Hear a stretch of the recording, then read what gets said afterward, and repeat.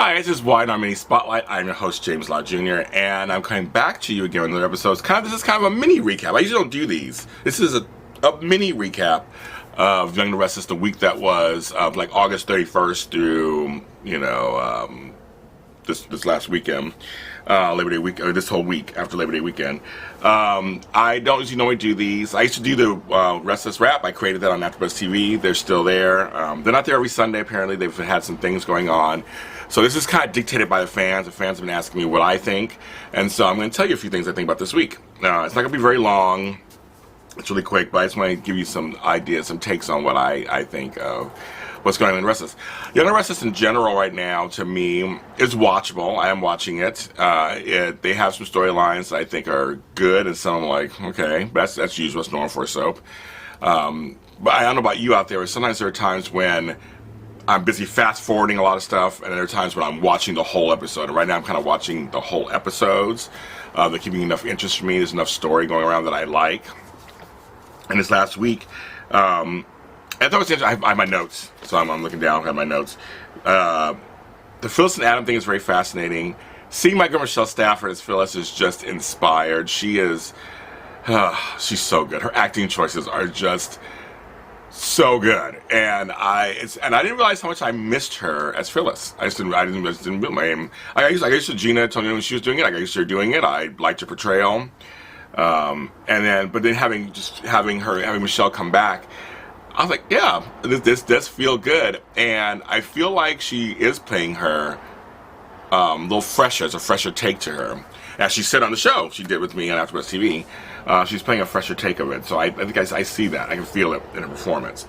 And her and Adam together is a great, inspired way of putting them together, because Phyllis hates Victor, and Adam is just like the black sheep of the family.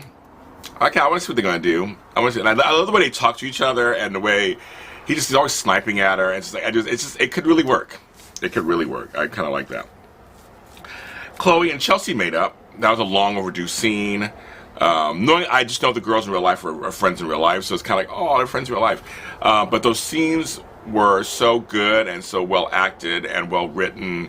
They have a complicated relationship. They were best friends, and then stuff went down. Chloe was missing her daughter.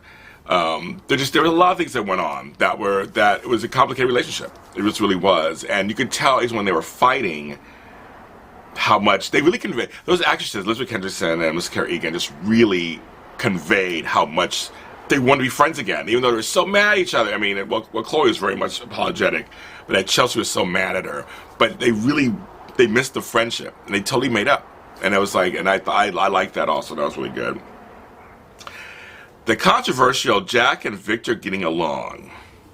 Okay, I've seen so much online about this, and people getting really pissed about it, and someone brought up, I had to watch, on Wife to Live, Dorian and Vicky get along, and on this show, Catherine and Jill got along on Y&R. Here's my take. I feel like they'll never be best friends and best buddies, but they're, in a weird way, they're family in a weird way, because they just have so many people in common that are related to them, they love so much. They're both older men. And I know as I get older, there's times you just relate to other older men in your life. You've seen a lot of life. You've gone through a lot of stuff. The fights aren't as important anymore sometimes. They kind of lessen as you get older. You just notice other things are just more important. She's going to drink some tea. And not for any reason, just that I'm drinking tea. And my Chihuahua. I thought it's a little dry. That I can see why they might have moments where they get along. Just because they shouldn't fight just for fighting's sake. I think that's stupid. I have a feeling they could fight again, and it would make sense. But I'm sure there's downtime. There's just times where you're just like, okay, I'll have a drink with you. But they weren't like hugging and kissing or anything. They're just like talking about life. And I kind of like that Jack was like, how did you get through this? There's two older guys just kind of talking about life. And I kind of like the fact that Jack is on this kind of existential journey. He's like, I don't know what to do, I don't know what's going on, I've kind of been around for a while, I'm missing something.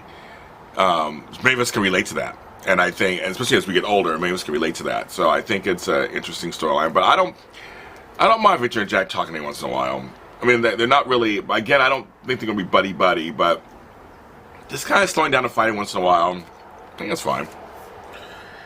Who else do I have on here? Oh, we're visiting the Catherine will, that whole thing, and having Devon tell his girl all about his kind of past, and essentially filling in, fans may not know, about why Catherine is his grandmother. Where is Tucker? Stephen Nichols isn't on Days of Our Lives. Bring him on. He's not on General Hospital either. Bring him on Y&R for a few minutes. Like, you know, Neil just lost Neil, and he lost, you know, Hillary. Come on, bring Tucker on for a little bit. Just a short-term role. Just have him just kind of come in and be there. Or maybe they are going to bring him on because they're talking about Catherine's will. Someone's contesting some stuff. Very interesting to see where they're going with that. Didn't expect that at all. But we got like a revisiting of I wish they had more flashbacks. There were some. They were good. But just kind of revisiting of why Devon had all that money and how they started out. And it was kind of cool to see that. And, you know, Jeannie Cooper is just forever missed. Just forever missed. And I kind of like that. I think, is there anything else? The musical chairs with Kyle, you know, Kyle and Lola are together and they're happy, so that's fine. The new Zoe character with Theo and all them, that's interesting. I'm kind of seeing where they're going to go with that. They're kind of mixing themselves into stuff. The Phoenix restaurant, that whole thing, I mean, I kind of like that also with Abby and them working together and stuff. That's going to be kind of good. I mean, like everything, I'm kind of like, okay, right now things are fine. I have no problem with that. The show, to me, I would give the show, you know, if I give it a grade right now, I give it a B, a solid B. I think it's doing fine, a B plus even. I think it's doing fine. And this week was an entertaining week. And they're moving story forward. I love seeing Kevin back on the show. I mean, Greg Wicker is so good. I mean, he was great on Days of Our Lives too as Leo, but he is so good as Kevin on here too. And then Michael. Christian J. LeBlanc is he is a masterclass in acting. I just love how he is just, and when him and Lauren start talking, and Lauren was like, I'll get my son Fenmore, and we're going to deal with this, and then we're going to deal with Adam. Deal with Adam.